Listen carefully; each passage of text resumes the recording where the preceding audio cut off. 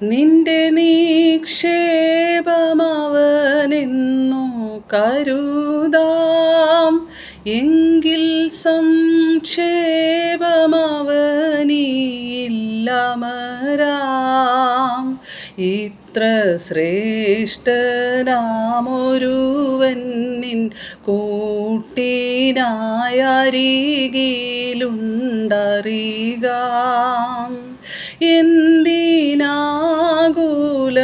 കലങ്ങുന്നെൻ മനമേ, യേശുനായകൻ സമാധാനദായകൻ നിനക്കെന്നും ധനമേ. എന്തിനാകുലം കലങ്ങുന്നെൻ മനമേ. സ്തോത്രം. ഇന്ന് പകലും പരിശുദ്ധാത്മാവ് എന്നോട് സംസാരിച്ച ദൈവത്തിൻ്റെ മാറ്റമില്ലാത്ത വചനം നിങ്ങളോട് പറയുന്നതിൽ എനിക്കതിയായ സന്തോഷമുണ്ട്. അത് നിങ്ങളുടെ സമാധാനത്തിനും സന്തോഷത്തിനും സമൃദ്ധിക്കും ഐശ്വര്യത്തിനും എല്ലാം കാരണമായി തീരും. യോഹന്നാൻ്റെ സുവിശേഷം 14-ാം അധ്യായം 1-ാം വാക്യം, അതിൻ്റെ 27-ാം വാക്യം.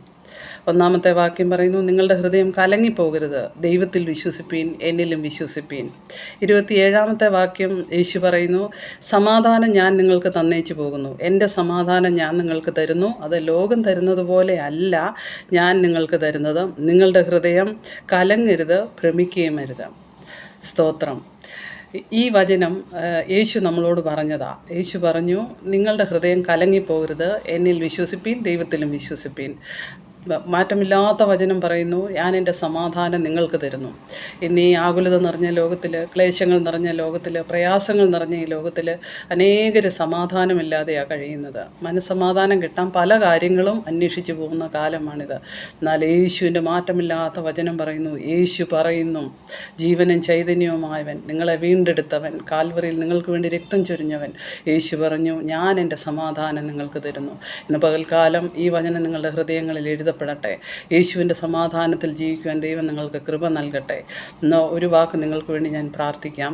നമുക്ക് ഒരുമിച്ച് പ്രാർത്ഥിക്കാം. സ്വർഗ്ഗപിതാവേ, യേശുവിൻ്റെ നാമത്തിൽ ഞങ്ങൾ ഒരുമിച്ച് പിതാവിൻ്റെ സന്നിധിയിലേക്ക് വരുന്നു.